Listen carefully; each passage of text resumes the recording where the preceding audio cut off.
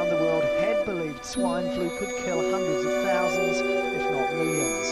They introduced emergency measures and spent in excess of $20 billion on vaccines. But now Wolfgang Wodardt, head of health at the Council of Europe, says they got it wrong. The World Health Organization and unduly influenced by drug companies.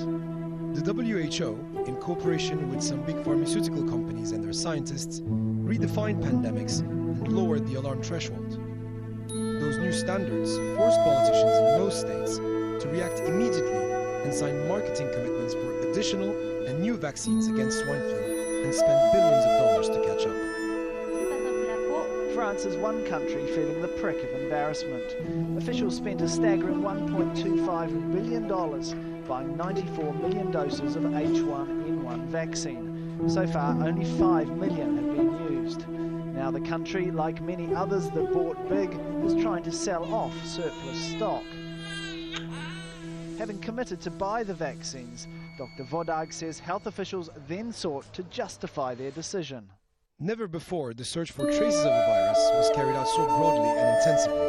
Besides, many cases of death that happened to coincide with seropositive H1N1 lab findings were simply attributed to swine flu and used to foster fear. Nearly 13,000 people worldwide have died of the virus, the largest share in the United States and Canada. Officials say it's now peaking in Central Europe, parts of Asia and the Middle East. But it hasn't been the killer some predicted. The figure of 12,000 is compared to more than 250,000 people who die of seasonal flu each year.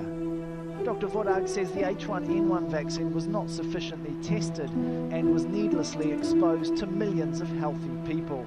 Drug maker GlaxoSmithKline have responded by saying, allegations of undue influence are misguided and unfounded. The WHO declared that H1N1 swine flu met the criteria for a pandemic.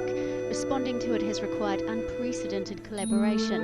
As WHO has stated, legal regulations and numerous safeguards are in place to manage possible conflicts of interest. The Council of Europe has decided to investigate his claims. If proven, the industry that profited most from the pandemic, the drug companies, may now have the most to fear.